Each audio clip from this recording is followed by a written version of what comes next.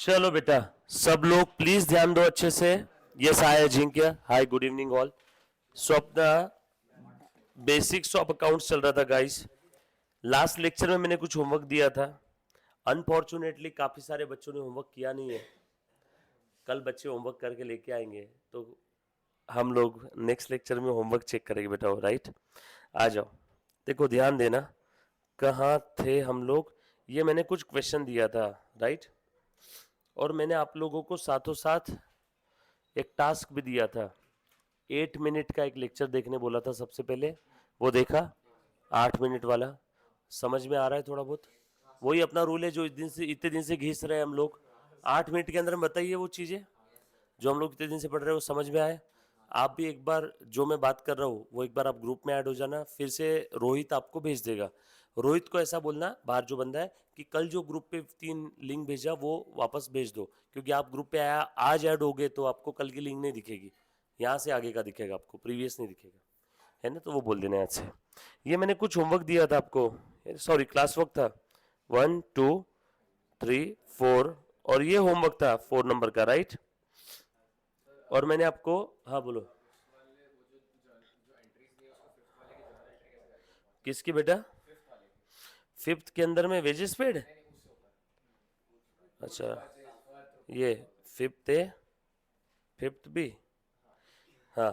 Goods purchase worth ₹1,000 at 10% trade discount, 5% cash discount from Ketu. 1,000 का माल खरीदा था केतु से, 10% ट्रेड डिस्काउंट था एंड 5% कैश डिस्काउंट था।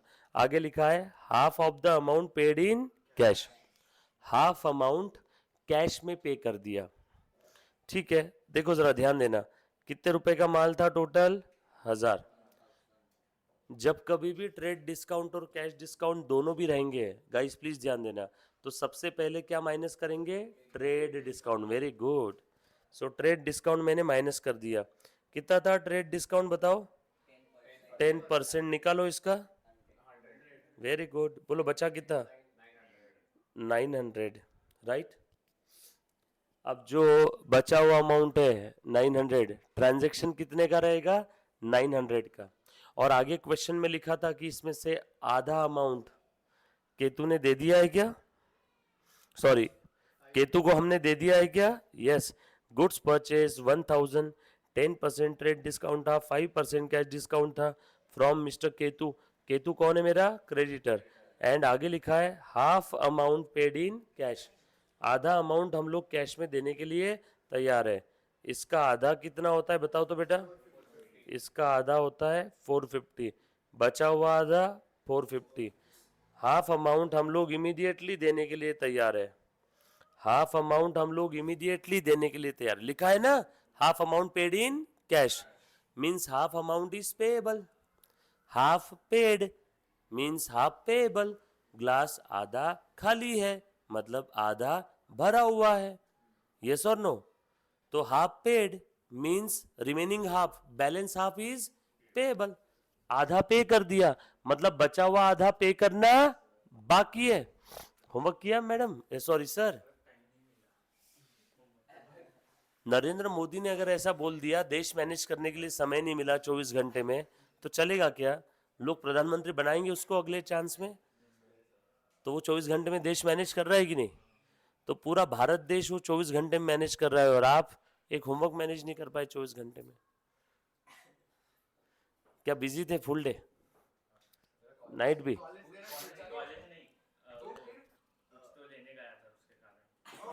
कहाँ पे, क्या लेने गया था?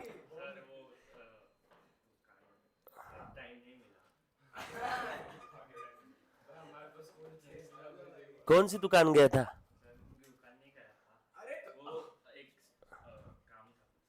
ठीक है, पर्सनल काम था, पर्सनल था। तो आज आपने होमवर्क नहीं किया। आज तुमको मालूम है, आज सिर्फ बंग ने होमवर्क किया, बाकी किसी ने नहीं किया। कॉन्ग्रेचुलेशन बोलो उसको।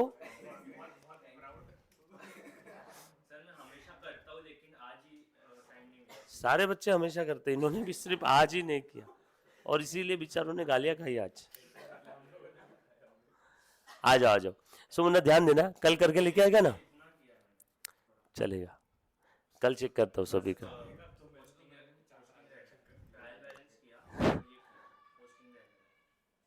कल चेक करते सभी का, ठीक है।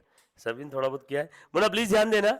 सो ये जो एक ट्रांजेक्शन था, 1000 का गुड्स परचेस किया फ्रॉम केतु, 1000 का गुड्स परचेस किया फ्रॉम केतु, लास्ट वाले क्वेश्चन में 5th नंबर का ट्रांजेक्शन। केतु से मैंने गुड्स परचेस किया 1000 का, हाफ उसके ऊपर 10% ट्रेड डिस्काउंट था। तो सबसे पहले क्या करना, ट्रांजेक्शन प्राइस से ट्रेड डिस्काउंट माइनस करना। वन मोर टाइम गाइस, क्या बोल रहा हूं मैं, सबसे पहले ट्रांजेक्शन प्राइस से ट्रेड डिस्काउंट माइनस करना। मैंने कर दिया, ट्रांजेक्शन कैश हो क्रेडिट हो, सबसे पहले क्या करना, ट्रेड डिस्काउंट माइनस करना, मैंने कर दिया। बचे हुए में 900 में इन्होंने बोला आधा तुरंत पे कर दिया, मींस आधा पे करना बाकी है। और जो तुरंत पे किया, जो कैश में पे किया, जो कैश में पे किया, जो कैश में पे किया, जो कैश में पे किया, उसके ऊपर मुझे क्या मिलेगा, कैश डिस्काउंट। चलो कितना पे कर रहा हूं मैं, आधा, तो उसके ऊपर कैश डिस्काउंट कितना मिलेगा, 5%। निकालो इसका 5%, कितना आएगा, 22.5। सो मैं 450 रुपीज गया केतु के पास लेके, केतु भैया ये लो 450, आधा मैं तुरंत दे रहा हूं। तो केतु बोला अच्छा आप आधा पैसा तुरंत दे रहे हो, मैंने बोला हाँ। तो बोले आपको डिस्काउंट मिलेगा, मैंने बोला दे दो। तो बताओ मुझे कैश कितना पे करना पड़ा होगा,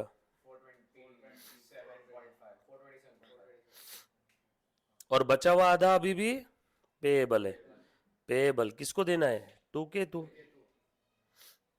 अब बताओ कौन कौन सा अकाउंट बनेगा, एक बनेगा, मैंने माल खरीदा ना, तो पूरा ट्रांजैक्शन रहेगा 900 से। एक बनेगा डिस्काउंट अकाउंट, एक बनेगा कैश पे किया ना, कैश अकाउंट, एक बनेगा केतु को देना बाकी है, जब भी किसी पार्टी या पर्सन से पैसा लेना या देना बाकी है तो उस पार्टी या पर्सन का अकाउंट बनेगा। कुछ याद आ रहा है। सो एंट्री क्या रहेगी, परचेज अकाउंट को डेबिट करो, परचेज का डेबिट बैलेंस है ना कितना, 900। उसके बाद डिस्काउंट मिला या दिया, हम बायर है, हम बायर है, हमने माल खरीदा, खरीदने वाले को डिस्काउंट मिलता है। डिस्काउंट मिला तो इनकम है क्या मेरे लिए, इनकम है तो क्रेडिट करूं क्या, पैसे दे दिए, कैश गई, कैश कम हो गई, कैश का डेबिट बैलेंस बढ़ती है तो डेबिट करो, कम हुआ तो क्रेडिट करो। Very good. So to cash account, कितनी कैश गई, और केतु क्या, ये ऐसे drawing data segment losses library capital creditor income gain, Ketu मेरा क्रेडिटर है, पैसे देने बाकी है ना, पेएबल। जब भी किसी पार्टी या पर्सन को पैसे देने बाकी है तो पार्टी या पर्सन मेरा क्या बन जाता है, क्रेडिटर। क्रेडिटर का क्रेडिट बैलेंस, पैसे देने बाकी है तो क्रेडिटर बढ़ गए, बढ़ गए तो क्रेडिट कर दूं क्या।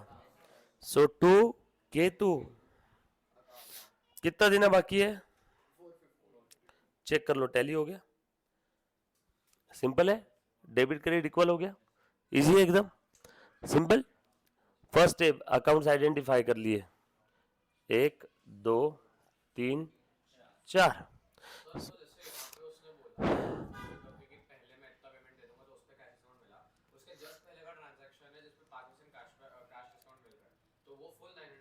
हाँ पूरा, क्योंकि पूरा पैसा तुरंत दे रहा है वो। यहाँ पे भी अगर पूरा पैसा वो तुरंत दे देता तो पूरे पे डिस्काउंट मिलता है, यहाँ पे वो आधा ही दे रहा है तो कैश डिस्काउंट आधे भी, नाम में तो मीनिंग है। कैश डिस्काउंट कितने अमाउंट पे मिलेगा, जितना कैश ट्रांजेक्शन है उतना, और यहाँ पे कैश ट्रांजेक्शन आधा है या पूरा है, तो आधे पे डिस्काउंट मिल रहा है। सिंपल, पक्का, आ जाओ। चल अब ये होमवर्क है, काफी सारे बच्चों ने आज ये होमवर्क किया नहीं है, नेक्स्ट लेक्चर में हम लोग ये होमवर्क चेक करेंगे और भी होमवर्क दूंगा। आज हम लोग थोड़ा सा आगे बढ़ते हैं, प्लीज ध्यान देना। देखो बेटा, जो बच्चा लाइव स्ट्रीमिंग देख रहा है,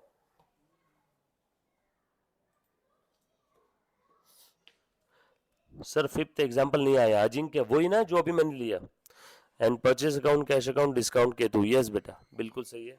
मैं इसको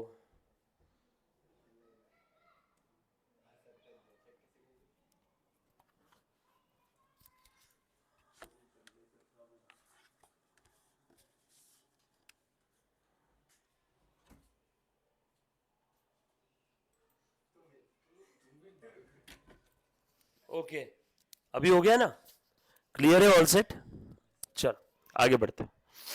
अच्छा अब देखो, अब आप सभी लोग जानते हो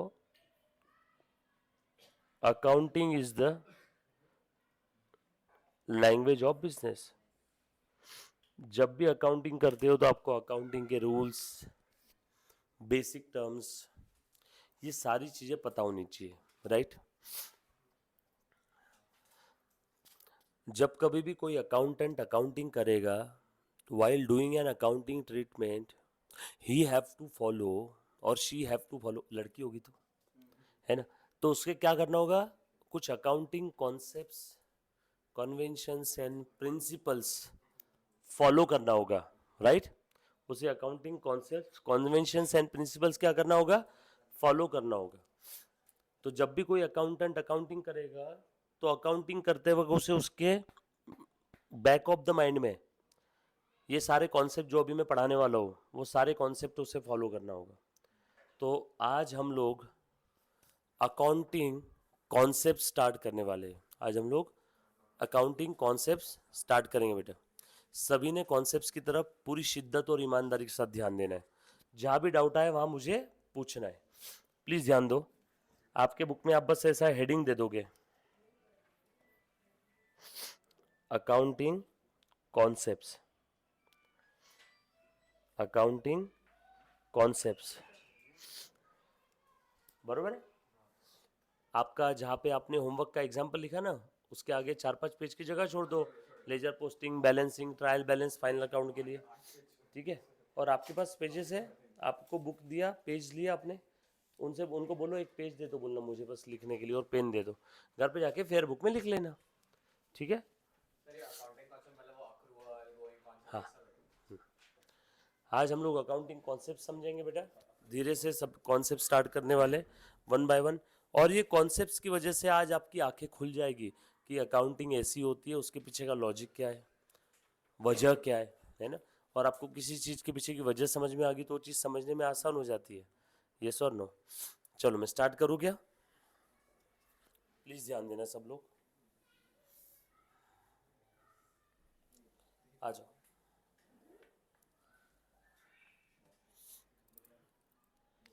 करे बेटा स्टार्ट, ऑल सेट, करूँ start.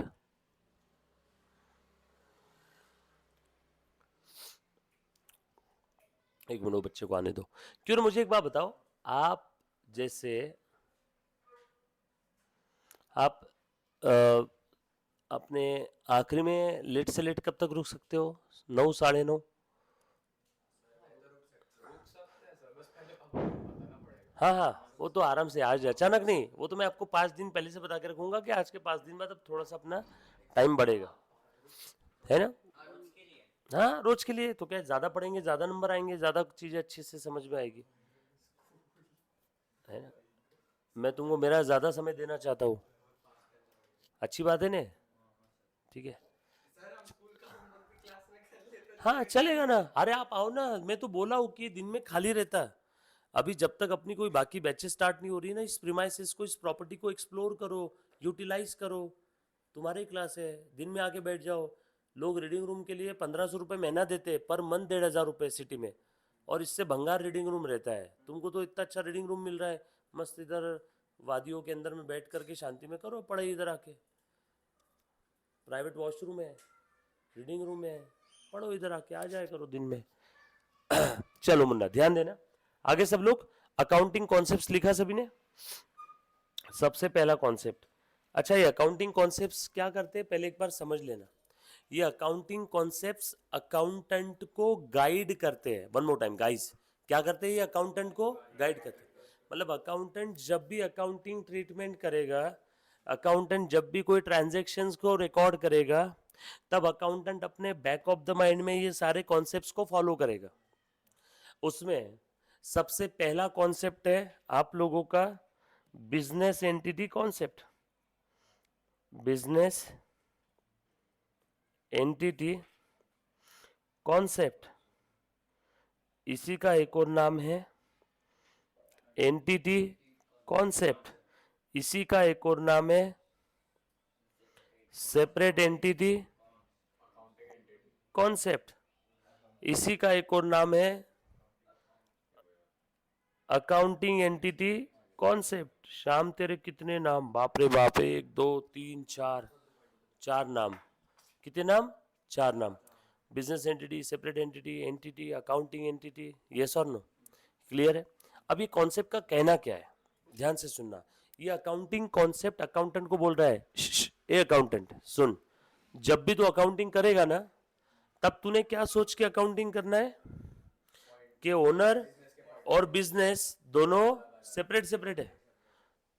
While doing an accounting treatment, you have to think that the owner and business are separate person. Owner और बिजनेस दोनों सेपरेट पर्सन है।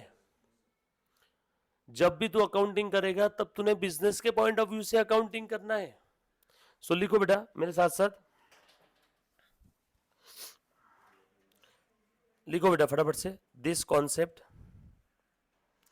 Says that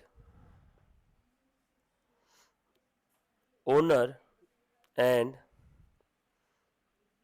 business are two separate persons. Also, while doing an accounting, you have to think from the point of view of business. अगर आप दोनों condition fulfil कर रहे हो, that means you are following the business entity concept. लिख लिया बेटा सभी ने? लिखो, लिखो फटाफट से।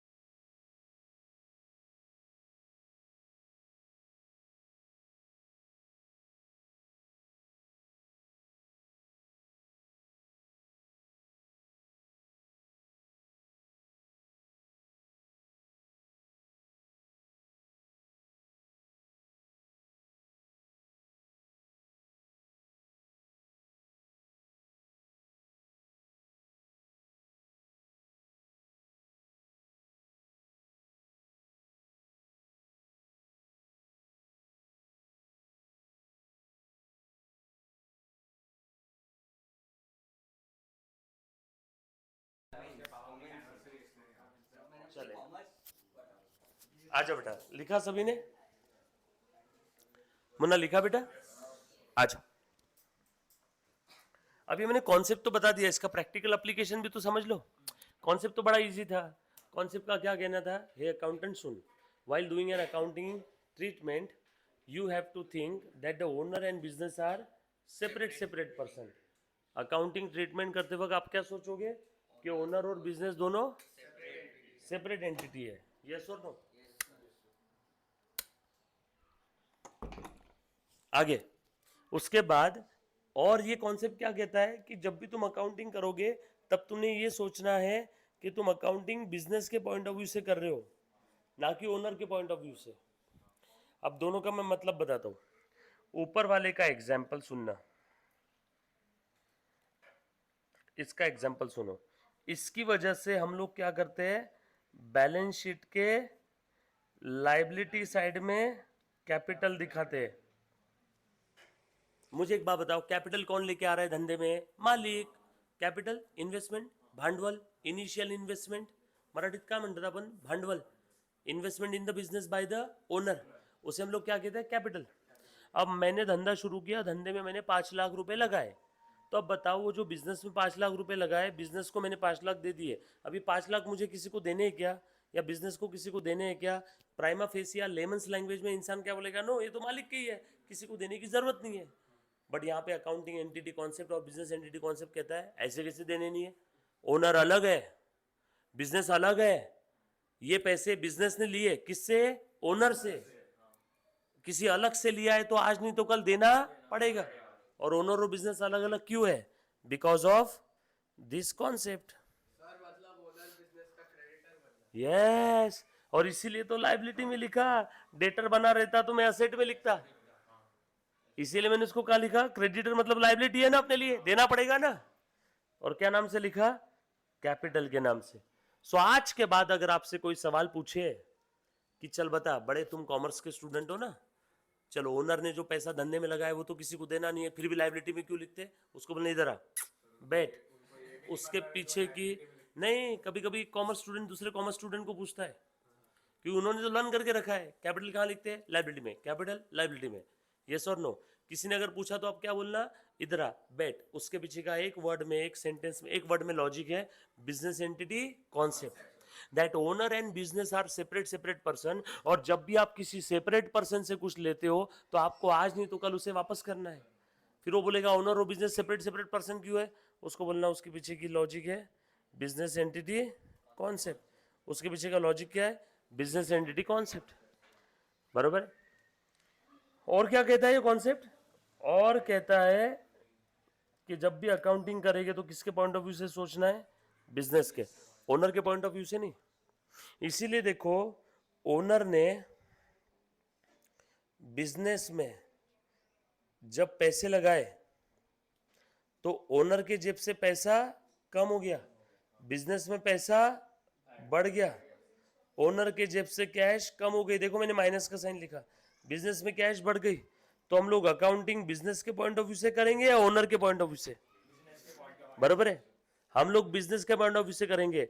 दिया संतोष कुमार राठी, बेटा आपको नेटवर्क में प्रॉब्लम आ रहा है, आप ऐसी जगह पे बैठो जहाँ पे नेटवर्क अच्छा है, या वाईफाई अगर घर पे नहीं होगा तो प्लीज़ एक बार लगवा लेना, या ऐसी जगह पे बैठो जहाँ पे आपका नेटवर्क स्ट्रांग आ रहा है, क्योंकि मेरी इधर से नेटवर्क फुल है बेटा, मेरी इधर से नेटवर्क फुल है, right?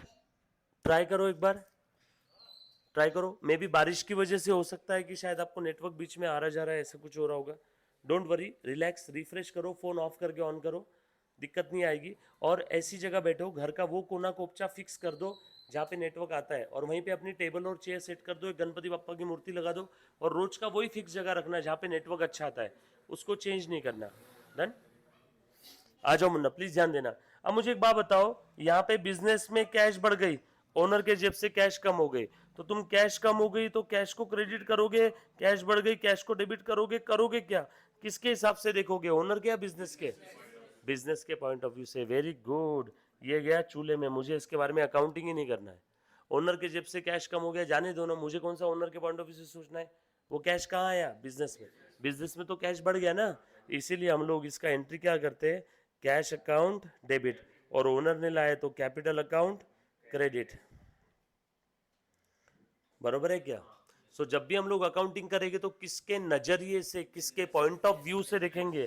POV, point of view, POV. आजकल बड़ा फेमस चल रहा है ना इंस्टा पे, पीओवी, यस और नो। तो किसके पॉइंट ऑफ व्यू से देखेंगे? बिजनेस के। सो आपसे अगर ऐसा कोई पूछे कि ओनर ने तो बिजनेस में 1000 कैश लाए, तो ओनर के जेब से कैश कम हो गया, आप बोलेंगे हाँ। बिजनेस में कैश बढ़ गया, आप बोलेंगे हाँ।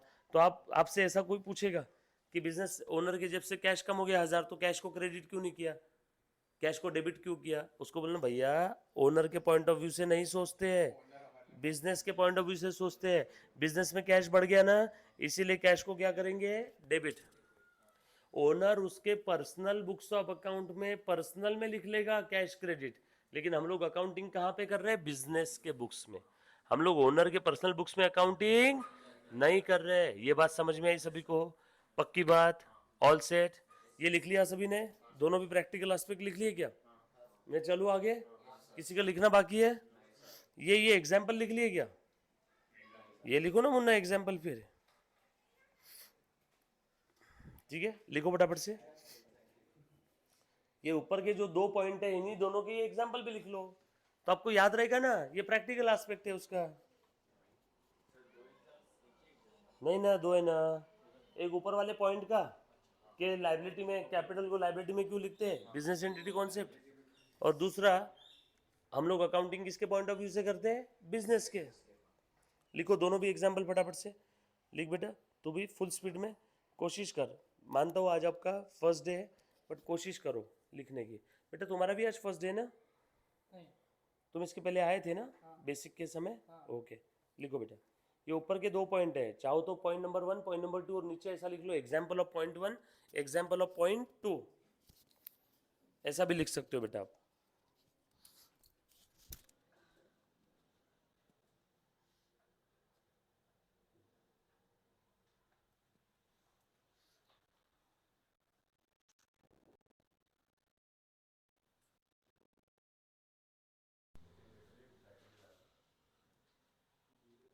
थोड़ा सा स्पेशियस जान दे।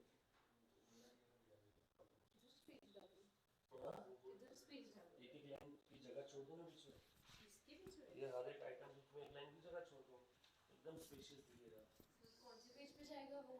जान दो ना, 2 पेज लगेगा ना एक की जगह से।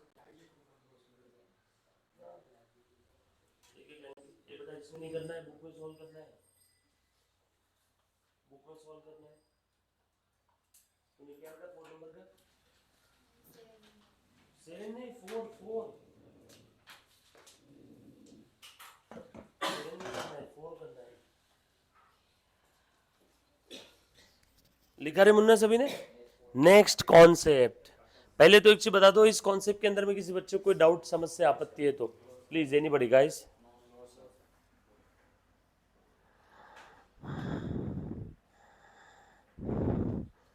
डन? All set? चलो आगे। उसके बाद दूसरा कॉन्सेप्ट, गोइंग कंसर्न। लिखते जाओ। क्या कहना है बेटा गोइंग कंसर्न का? ध्यान से सुनना। आप 2 सेकंड के लिए स्टॉप राइटिंग, प्लीज ध्यान दो।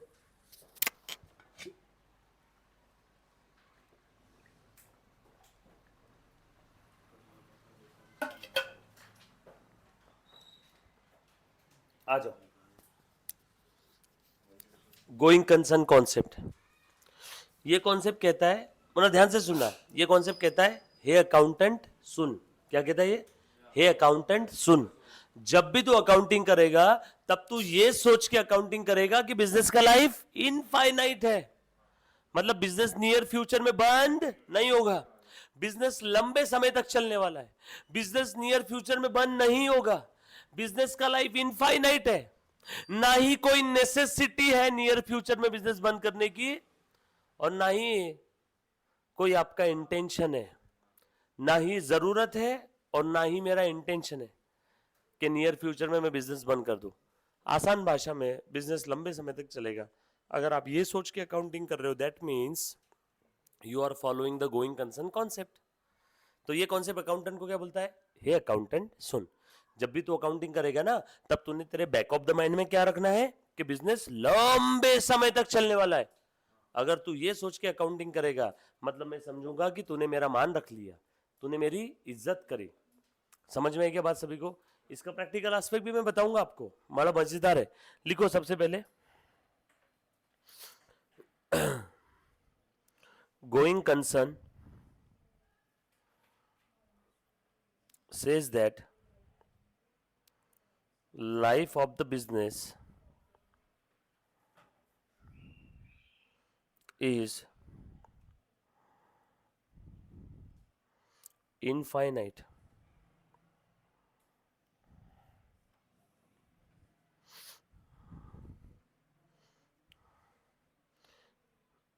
Neither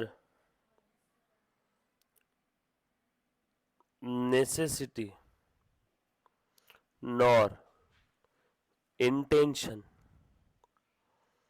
to close the business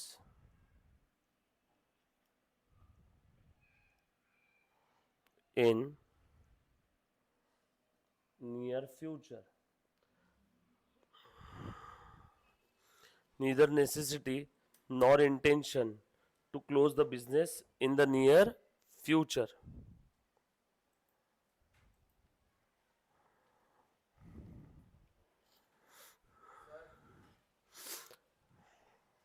एक मिनट बेटा, दिख रहा है कि बेटा? भी एक बार चेक करना सब लोग, देखो बेटा, neither necessity, neither neither neither necessity nor intention to close the business in the near future. ना ही जरूरत है और ना ही मेरा ऐसा कोई इंटेंशन है कि मैं नियर फ्यूचर में उस बिजनेस को क्लोज करूं। अगर ये सोच के मैं अकाउंटिंग कर रहा हूं, दैट मीन्स मैं गोइंग कंसर्न फॉलो कर रहा हूं। बोल बेटा। बंद करना, बंद बंद कर देना या किसी को बेच देना, दोनों का सेम ही मतलब है। किसी को बेचना मतलब हम बंद ही कर रहे हैं, किसी को बेच के मैं बिजनेस कैसे कर सकता हूँ? लेकिन कुछ बिजनेसेस ऐसे भी रहते हैं, आई थिंक मार्केटिंग में उनका इवैल्यूएशन बढ़ा के बेच देते हैं ना। हाँ, तो मतलब उन्होंने धंधा बंद कर दिया उनके लेवल पे, तो फिर गोइंग कंसर्न उनके लिए एप्लीकेबल नहीं। उनके लिए अप्लीकेबल नहीं है। और भी बहुत सारे ऐसे धंधे हैं जिनके लिए मैं बताता हूँ कि जिनके लिए गोइंग कंसर्न अप्लीकेबल नहीं है। और कोई एग्जांपल दो मुझे जहां गोइंग कंसर्न अप्लीकेबल नहीं है। नोकिया का, उनका इंटेंशन था बिजनेस चलाने का, मजबूरी में बंद करना पड़ा, और नियर फ्यूचर में क्या हुआ? अचानक से हो गया। मुझे ऐसे कोई बिजनेस बताओ तो जो नियर फ्यूचर में बंद होने वाले। वेरी गुड, अति उत्तम, शानदार, जबरदस्त, जिंदाबाद, awesome, fantastic, gorgeous, beautiful, best. Seasonal business, पटाखे की दुकान 15 दिन के लिए लगती है, 15 दिन बाद बंद हो जाती है। आम की दुकान, पटाखे की दुकान, पतंग की दुकान, मांझा, पतंग, पटाखे, आम, यस और नो, गणेश जी की मूर्ति, ये सब सीजनल बिजनेस है। ये सारे business going concern concept follow नहीं करते। समझ में आई कि बात? और भी काफी सारे एग्जाम्पल है। जॉइंट वेंचर, जॉइंट वेंचर लिखना मत, ये ब्लू पेन से जो लिख रहा हूं, ये एक बिल्डर है कुमार बिल्डर, ये एक बिल्डर है परांज पे बिल्डर। एक बहुत बड़ी स्कीम आई है फ्लैट बनाने की, 5000 फ्लैट्स है। कितने? 5000। दोनों कांटे की टक्कर वाले हैं बिल्डर एकदम, दोनों एक दूसरे के कॉम्पिटिटर है, अपोजिट। कुमार को मालूम है कि परांज पे की इतनी औकात नहीं है कि वो 5000 फ्लैट की स्कीम ले सके, और ना ही कुमार बोल रहा है मेरी औकात है कि मैं 5000 फ्लैट बना सकूं। इतनी बड़ी स्कीम है, कुमार जानता है कि ये खुद भी नहीं कर सकता है और परांज पे भी नहीं कर सकता है, तो कोई तीसरा ही बिल्डर यहाँ पे आके ये फ्लैट की स्कीम का कॉन्ट्रैक्ट लेके चला जाएगा। उससे अच्छा कुमार ने सोचा, परांज पे को बुलाया, बोला देख परांज पे, मैं जानता हूं ना ये 5000 फ्लैट की स्कीम तू अकेला कर सकता है, ना मैं अकेला कर सकता हूं, तो क्यों ना इस फ्लैट की स्कीम बनाने के लिए हम दोनों साथ आ जाए। सिर्फ इस प्रोजेक्ट के लिए साथ में रहेंगे, बाकी तू मेरा दुश्मन, मैं तेरा दुश्मन। इस प्रोजेक्ट के लिए अपन साथ में आएंगे, बाकी मेरा धंधा अलग चल रहा है, तेरा भी धंधा अलग, तू चलने दे, हम दोनों पार्टनर नहीं है। गलती से भी सोचना मत हम दोनों पार्टनर है। हम सिर्फ किस प्रोजेक्ट के लिए साथ में आ रहे हैं? इस प्रोजेक्ट के लिए। ये प्रोजेक्ट कंप्लीट होते ही तू तेरे रास्ते, मैं मेरे रास्ते। मतलब बताओ यहाँ पे गोइंग कंसर्न है क्या? तो ये थोड़े से समय के लिए दोनों साथ में आए, इसे कहते हैं जॉइंट वेंचर। और वेंचर क्या था? वेंचर ये था, ये प्रोजेक्ट बना कंप्लीट करना। यस और नो? रियल लाइफ में ही होता है ऐसा, बरोबर है, होता ही है, बहुत सारे ऐसे बिल्डर है। हो गया? सर तो ऐसा कंपलसरी नहीं है क्या कि सारे बिजनेसेस अकाउंटिंग कॉन्सेप्ट्स को फॉलो करें? हाँ, कंपलसरी नहीं है। कुछ कुछ ऐसे भी बिजनेस है जो कुछ कॉन्सेप्ट को फॉलो नहीं करते। मैं बताऊंगा ना हर समय एग्जांपल। जैसे गोइंग कंसर्न में मैंने अभी बताया, seasonal business accounting concept follow नहीं करता, joint venture accounting concept follow नहीं करता। यस और नो? तो ऐसे काफी सारे बिजनेस है जो अकाउंटिंग कॉन्सेप्ट्स को फॉलो नहीं करते। यस और नो? ये बात समझ में है सभी को? Bye. तो ऐसे काफी सारे कॉन्सेप्ट्स है जो अकाउंटिंग, जो काफी सारे बिजनेस है जो ये गोइंग कंसर्न को फॉलो नहीं करते। ये बात समझ में आई क्या सभी को? पक्की बात? सो अब ध्यान से सुनना।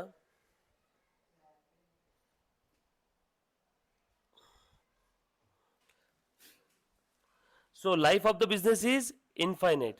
Neither there is an intention nor necessity, or neither necessity nor intention to close the business in the near future. Near future में ना ही बिजनेस को बंद करना है और ना ही ऐसी कोई जरूरत आन पड़ी है। अगर ये सारी चीजें फुलफिल हो रही है तो समझ जाओ गोइंग कंसर्न कॉन्सेप्ट फॉलो हो रहा है। अब इसका प्रैक्टिकल एप्लीकेशन सुनना। अब मुझे एक बात बताओ, ध्यान से सुनना। अब मैं प्रैक्टिकल एप्लीकेशन बता रहा हूं इसका। चलो बताओ, गोइंग कंसर्न का मतलब क्या है? Life of the business is, life of the business is infinite. Yes और नो? कोई भी काम का रिजल्ट कब आता है रे मुन्ना? वेरी गुड, बहुत सही जवाब दिया। किसने दिया बेटा? कोई भी काम का रिजल्ट कब आएगा? काम होने के बाद आएगा। Bro, it's common sense. Common sense. Bro, it's common sense. तू खुद जा कॉलेज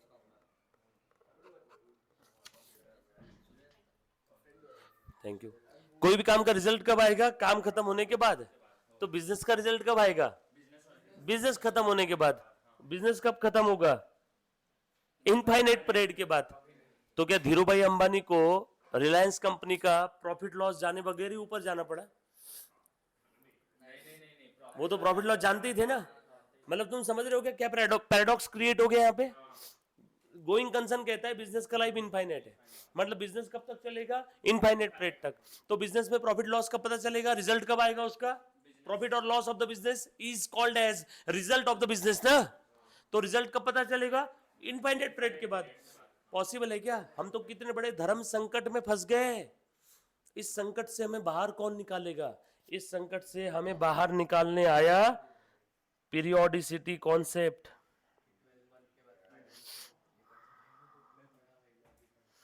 इस संकट से हमें बाहर किसने निकाला? पीरियोडिसिटी कॉन्सेप्ट ने। पीरियोडिसिटी कॉन्सेप्ट ने उस इनफाइनाइट लाइफ को 12-12 महीनों के इंटरवल में क्या कर दिया? तोड़ दिया, स्प्लिट कर दिया। और देखो हम कितने मुसीबत से बाहर आ गए। तो हर बार 12 मंथ बाद हम लोग क्या करते हैं यहाँ पे? प्रॉफिट, लॉस, फिनेंशियल पोजीशन, ऐसे हजारों सवालों के जवाब ढूंढ लेते हैं। बिजनेस के उस इनफाइनाइट लाइफ को स्प्लिट किया 12 मंथ के इंटरवल में। आज के बाद अगर आपसे कोई सवाल पूछता है, बड़े कॉमर्स स्टूडेंट बने फिर रहे हो, बताओ हम लोग हर बार साल के आखिरी में फाइनल अकाउंट या 12-12 महीने बाद ही फाइनल अकाउंट क्यों बनाते हैं? उसको बोलना ब्रो उसके पीछे लॉजिक है, पीरियोडिसिटी कॉन्सेप्ट। सो पीरियोडिसिटी ही वो कॉन्सेप्ट है जिसने बिजनेस के उस इनफाइनाइट लाइफ को 12-12 महीनों के इंटरवल में तोड़ दिया। और उसी 12 मंथ के इंटरवल को आप लोग प्यार से क्या कहते हो? उसी को प्यार से आप क्या बोलते हो? फिनेंशियल। यस और नो? कुछ बात समझ में आई क्या? प्रैक्टिकल एप्लीकेशन समझ में आ रहा है? सो पीरियोडिसिटी कॉन्सेप्ट ने क्या किया? Break down the infinite life of the business in 12 months interval. such 12 months period is called as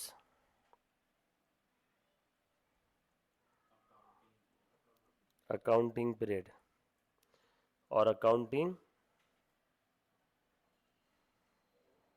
year. Yes or no? ये लिख लिया सभी ने? ये लिख लिया? ये नीचे का पक्का स्क्रॉल कर दो इसको, लिखो फटाफट से लिखो. हाँ बोल ना बेटा. मेरे कंपनी का गोइंग कंसर्न रहेगा और किसी और कंपनी का गोइंग कंसर्न नहीं रहेगा, तो क्या अकाउंटिंग में डिफरेंस आएगा? हाँ बिल्कुल आएगा. दोनों की अकाउंटिंग में फर्क है. और क्या फर्क है वही अभी अगला पॉइंट प्रैक्टिकल एप्लीकेशन में आएगा. प्रैक्टिकल एप्लीकेशन हुआ नहीं ना इसका. एक बच्चे ने बड़ा प्यारा सवाल पूछा है, सर गोइंग कंसर्न है तो क्या और गोइंग कंसर्न नहीं है तो क्या. बताता हूँ. पहले एक काम करो, ये लिखो. वेदांत हो गया रे बेटा, लिखा.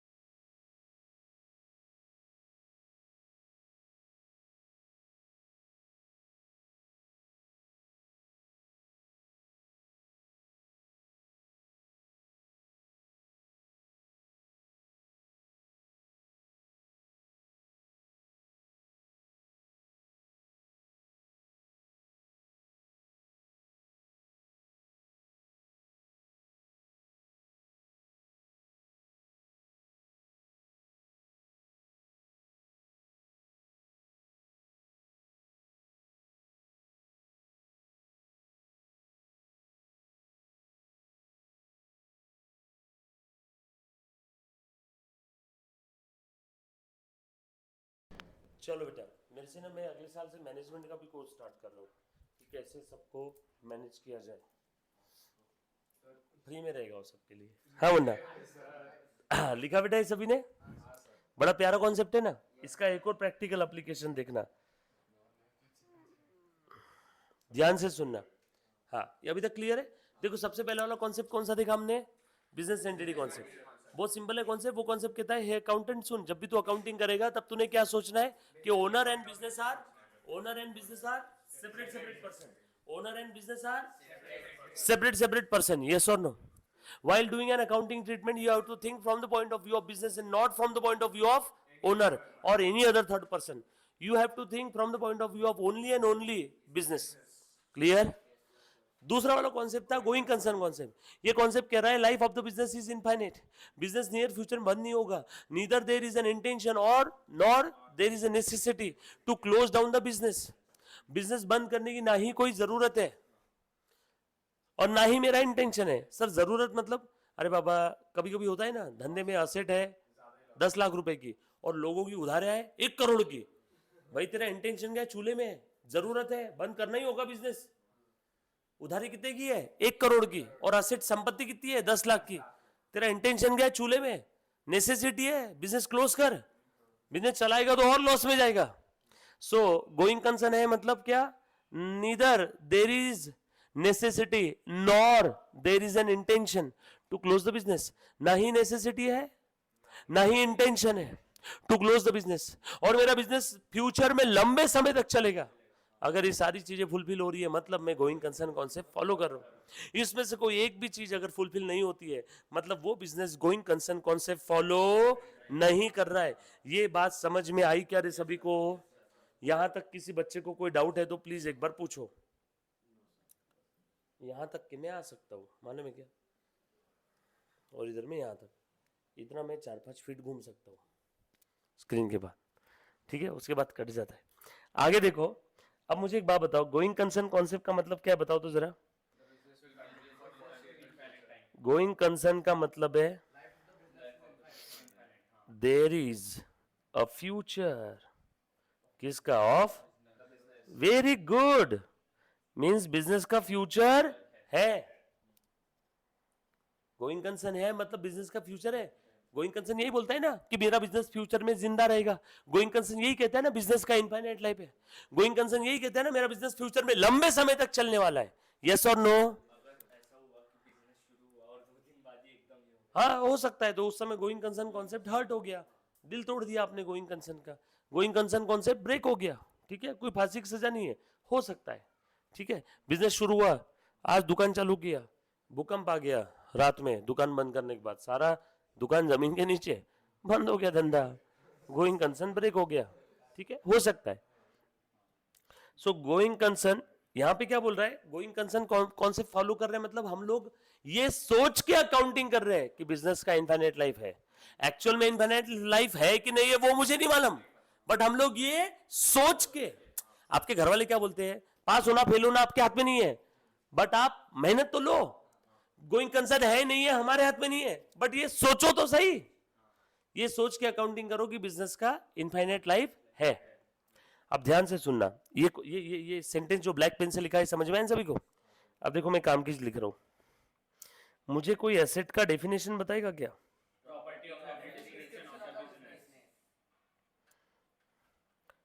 ऐसे रिसोर्सेस जिनका धंधे को फ्यूचर इकोनॉमिक बेनिफिट मिलेगा। Future economic benefit, FEB, resources having future economic benefit is called as an asset. ऐसे रिसोर्स जिसका बेनिफिट धंधे को फ्यूचर में भी मिलेगा, उन रिसोर्सेज को हम लोग क्या बोलते हैं? एसेट। बताओ, ये फर्नीचर का बेनिफिट मुझे फ्यूचर में भी मिलेगा? यस, फर्नीचर जा तो एसेट है। टीवी का बेनिफिट मुझे फ्यूचर में मिलेगा? जा तो एसेट है। मैंने मेरे एम्प्लॉय को जनवरी मंथ की सैलरी दी, उस जनवरी मंथ के सैलरी का बेनिफिट मुझे फरवरी मार्च में भी मिलेगा? नो, जा सैलरी तो एक्सपेंस है। ऐसे रिसोर्सेज जिसका बेनिफिट मुझे फ्यूचर में भी मिलता है, ऐसे रिसोर्सेज जिसका बेनिफिट मुझे फ्यूचर में भी मिलता है, उन रिसोर्सेज को मैं एसेट बोलता हूं। और ऐसे रिसोर्सेज जिसका बेनिफिट इमीडिएटली मिल जाता है, सेम पीरियड में मिलेगा, फ्यूचर में नहीं मिलेगा, वो सब क्या हो गया? एक्सपेंस हो गया। Salary expense. मैंने दुकान वाले से पंचर बनवाया, गाड़ी का 100 रुपए दे दिए, ये 100 रुपए जो अभी पेमेंट किया इसका बेनिफिट फ्यूचर में मिलेगा या सिर्फ इस बार का है? सिर्फ इस बार का। जा पंचर एक्सपेंस है, रिपेयर मेंटेनेंस एक्सपेंस है, सैलरी एक्सपेंस है, रेंट दे रहा हूं एक्सपेंस है, ब्याज दे रहा हूं एक्सपेंस है, टीवी फ्यूचर में बेनिफिट है, एसेट है, फैन फ्यूचर में बेनिफिट मिलेगा, एसेट है, car asset, furniture asset, cash asset, building asset. हाँ, वो अलग बात है, हो सकता है मैं इसको भी 5 मिनट बाद भेज दूं, बट बेनिफिट तो है ना फ्यूचर में भी, तो ये सब क्या है? एसेट है। अब तुमको ये तो चीज क्लियर हो गई सब लोगों को भाई लोग कि एसेट यानी फ्यूचर में भी बेनिफिट मिलने वाला है।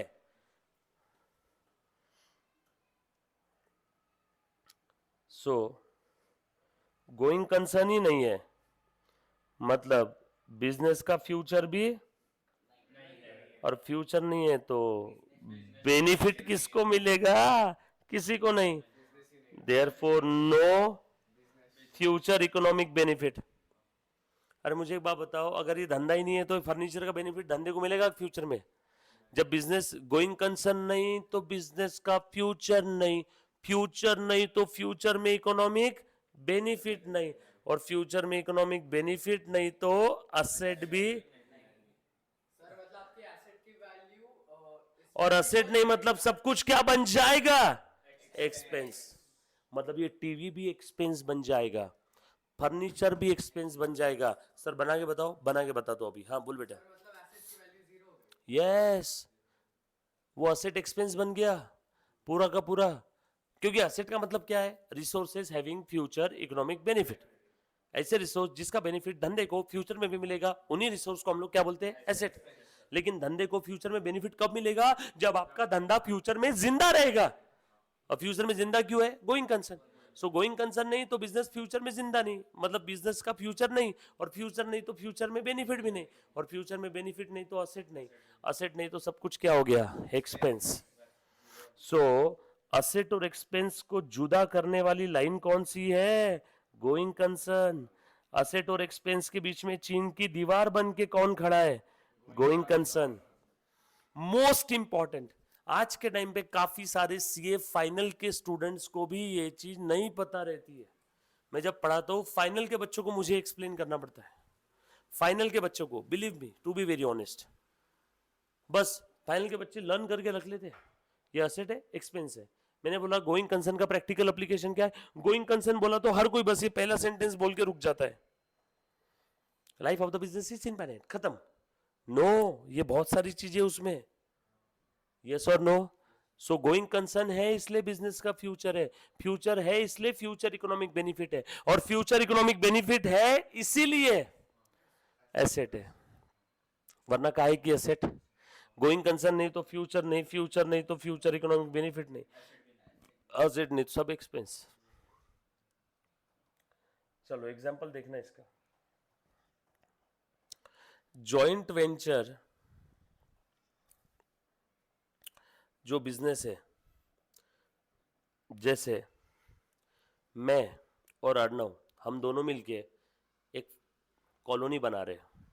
हम दोनों ने बोला अपन क्यों ना जॉइंट वेंचर फॉर्म करें, पार्टनरशिप फॉर्म नहीं, जॉइंट वेंचर। बस काम पूरा हो गया, तू तेरे रास्ते मैं मेरे रास्ते, तो हमारा क्या है, जॉइंट वेंचर है। Joint venture going concern concept follow करता है क्या, नो। तो इस जॉइंट वेंचर के लिए हमने वो मिक्सर लेके आए, सीमेंट जो मिक्स करते हैं 1 करोड़ रुपए का बड़ा मशीन, वो तो असेट है ना, बट फिर भी वो जॉइंट वेंचर के डेबिट में लिख देते हैं to bank, joint venture account debit to bank. Joint venture कौन सा अकाउंट है, expense, nominal account. Nominal, nominal मतलब डेबिट में एक्सपेंस, क्रेडिट में इनकम। तो देखो टू बैंक 1 करोड़ रुपए, 100 लाख, बल्कि वो मिक्सर क्या है वैसे देखा जाए तो एसेट, बट जॉइंट वेंचर में मैंने उसको क्या बना दिया, एक्सपेंस।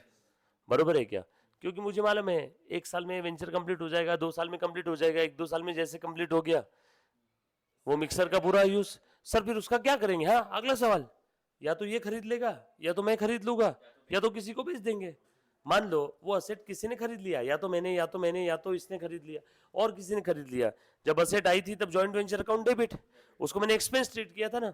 अब उस असेट को बेचेंगे तो क्या ट्रीट करेंगे, बाय बैंक। 2 साल बाद मान लो बेच दिया 60 लाख में, बराबर है क्या, समझ में आया, सिंपल है। देखो मैंने असेट के नाम से कोई अकाउंट बनाया क्या, यहाँ पे बना ही नहीं। डोंट वरी, जॉइंट वेंचर आपको अभी नहीं है, बस मैंने आपको एग्जाम्पल के तौर पे बताया। अगर ये एग्जाम्पल किसी को नहीं समझा तो बस इतना ध्यान रख लेना, गोइंग कंसर्न वो कॉन्सेप्ट है जो चीन की दीवार बन के खड़ा है असेट और एक्सपेंस के बीच में, लॉन्ग टर्म और शॉर्ट टर्म आइटम के बीच में। लॉन्ग टर्म कब रहेगा, जब गोइंग कंसर्न रहेगा तो बिजनेस का फ्यूचर रहेगा, तो कोई आइटम लॉन्ग टर्म रहेगा, वरना सब कुछ क्या रहेगा, short term.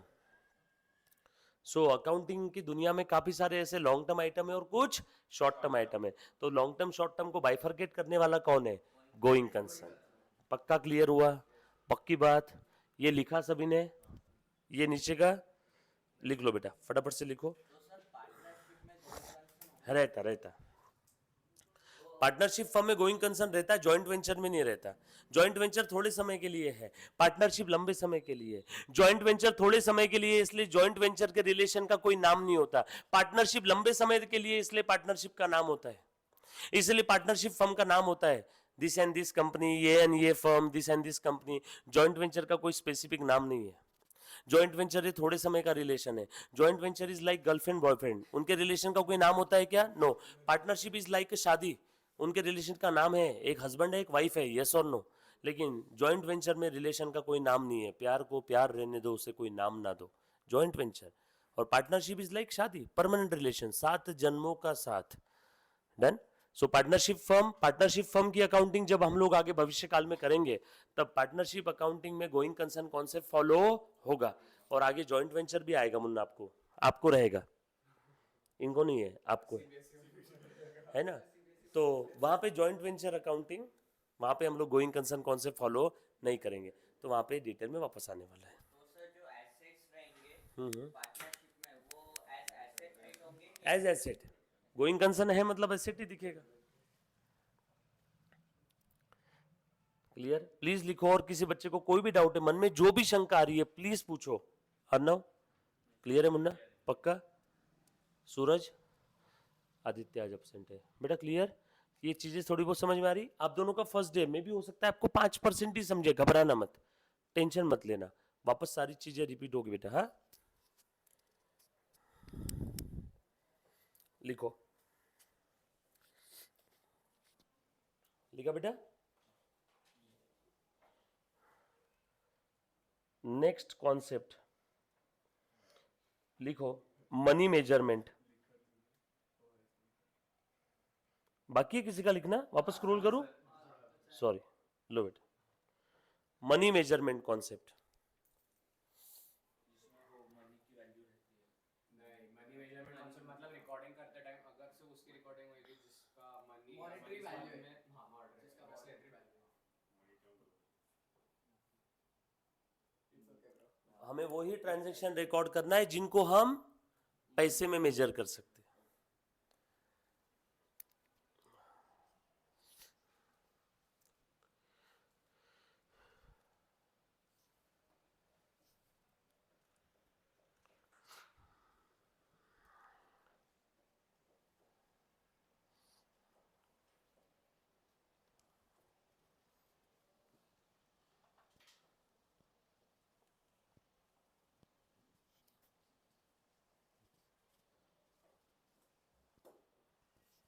Done.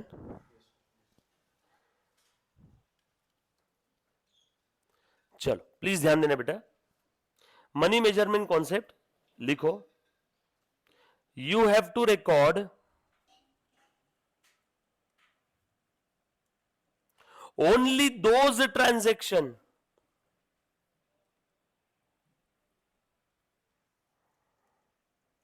which you can measure in money or money's worth.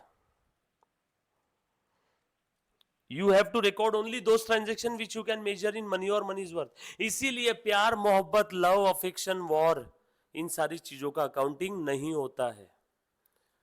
Death, birth, love, affection, war, है ना, इन सारी चीजों का अकाउंटिंग क्यों नहीं होता है? क्योंकि इन सारी चीजों को हम लोग पैसों में मेजर ही नहीं कर सकते.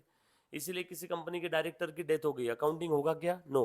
बिजनेस पे इंपैक्ट होगा उसका, शेयर्स के भाव कम हो जाएंगे, बट अकाउंटिंग नहीं कर सकते. क्यों? मनी और मनी वर्थ में मेजर नहीं कर सकते. डायरेक्टर का उसकी पर्सनल सेक्रेटरी के साथ अफेयर चल रहा है, अकाउंटिंग नहीं कर सकते. डायरेक्टर्स के बीच में झगड़े हो गए, 2 डायरेक्टर्स के बीच में, अकाउंटिंग नहीं कर सकते, है ना. कंपनी के किसी एम्प्लॉय ने कंपनी छोड़ दिया, अकाउंटिंग नहीं कर सकते. यस और नो. 2 एम्प्लॉय के बीच में झगड़ा हो गया, अकाउंटिंग नहीं कर सकते. क्यों? Just because of this concept. ये कॉन्सेप्ट कहता है अकाउंटेंट सुन, you have to record only those transaction which you can measure in money और मनीज वर्थ. यस और नो. नेक्स्ट कॉन्सेप्ट लिखो.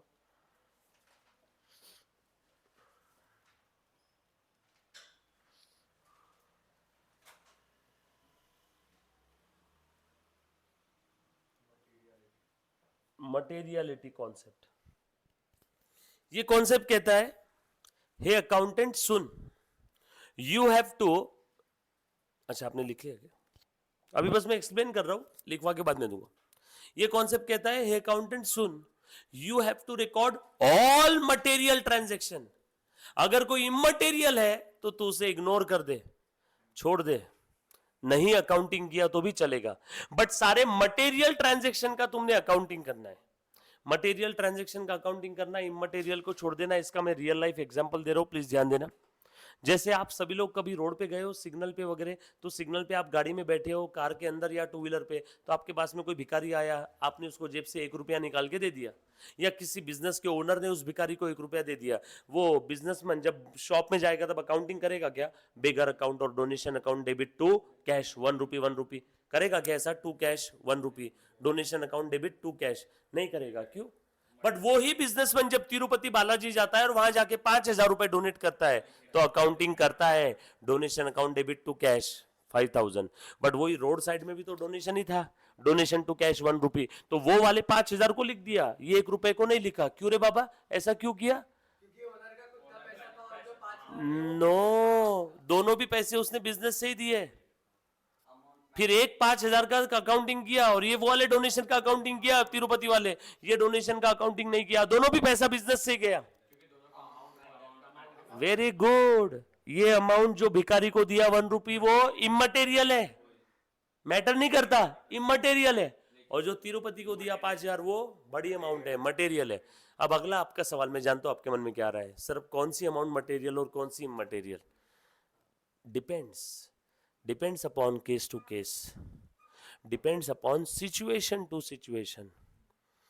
आपके लिए 1 रुपया इमटेरियल है, इसीलिए आपने ऐसे जेब से निकाला और दे दिया, देखा भी नहीं एक का कोयने की दो का।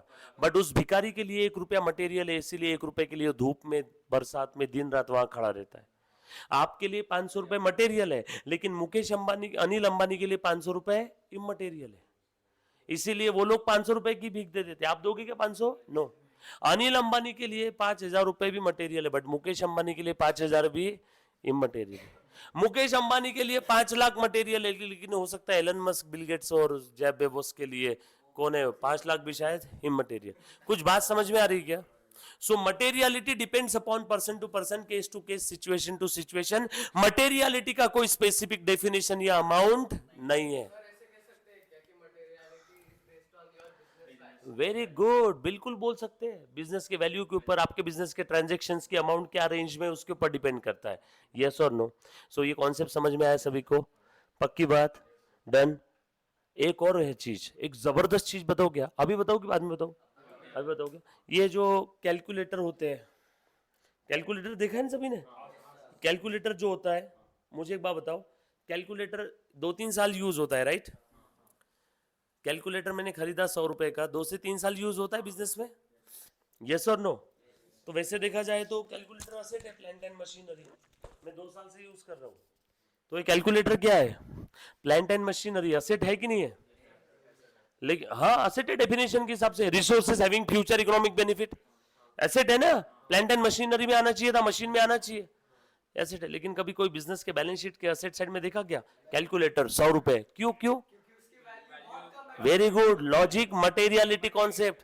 सो मटेरियलिटी वो कॉन्सेप्ट है जो कैलकुलेटर, स्टेपलर, पंचिंग मशीन, ये असेट होने के बावजूद भी आप इसको असेट साइड में नहीं दिखाते हो, आप इसको एक्सपेंस बोल के राइट ऑफ कर देते हो, खत्म कर देते हो, प्रिंटिंग स्टेशनरी में डाल देते हो। बट एक्चुअल में डेफिनेशन के हिसाब से क्या है? असेट। असेट होने के बावजूद भी इसको असेट का दर्जा नहीं दिया जा रहा है। क्यों? अमाउंट काफी चिल्लर है, इमटेरियल है। समझ में आई सब बात? सो आज के बाद आप किसी को अगर सवाल पूछोगे ना, किसी कॉमर्स स्टूडेंट्स को, आपके दोस्त को, तो उसको बोलना, बोल स्टेपलर पंचिंग मशीन असेट है क्या? तो बोलेगा नहीं। आपने बोला कैसे असेट नहीं है? देखो स्टेपलर पंचिंग मशीन तो 2-3 साल तक यूज हो रहा है, resources having future economic benefit, मतलब ये असेट है डेफिनेशन के हिसाब से। वो बोलेगा हाँ। फिर अगला सवाल, तो बोला बोल फिर इसको असेट साइड में क्यों नहीं दिखाते? असेट है ना? असेट है तो कहां दिखाना चाहिए था? बैलेंस शीट के असेट में। बट इसको कहां दिखाते हैं? पीएनएल के डेबिट में, प्रिंटिंग स्टेशनरी में। यस और नो? तो क्या लॉजिक है इसके पीछे का? बच्चों को लर्न करने के लिए बोला जाता है, टीचर लोग भी बोल देते हैं कि नहीं नहीं, कैलकुलेटर, स्टेपलर, पंचिंग मशीन इधर दिखाओ। कहां पे? पीएनएल के डेबिट में।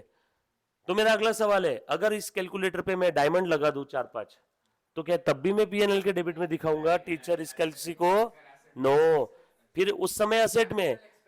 समझ में आया क्या? इसकी वैल्यू बढ़ गई डायमंड लगाने की वजह से, अब ये मटेरियल हो गया। समझ में आई क्या बात सभी को? यस और नो? सो लॉजिक, मटेरियलिटी क्लियर है? डोंट वरी, ऐसी काफी सारी चीजें हम लोग और जानेंगे नेक्स्ट लेक्चर में। तब तक के लिए अलविदा, take care, bye bye, stay home, stay safe. नहीं, बट उसकी अमाउंट बढ़नी चाहिए। अमाउंट अगर नहीं बढ़ी तो वो क्या रहेगा बेटा? रेवेन्यू। डन। और किसी मेरे प्यारे बच्चे को डाउट, समस्या, आपत्ति? पक्का? कौन से 3 कॉन्सेप्ट देखे हमने? सबसे पहला वाला बिजनेस एंटिटी, दूसरा गोइंग कंसर्न, तीसरा मनी मेजरमेंट, चौथा मटेरियलिटी। मटेरियलिटी में लिखवा के दूंगा नेक्स्ट लेक्चर में।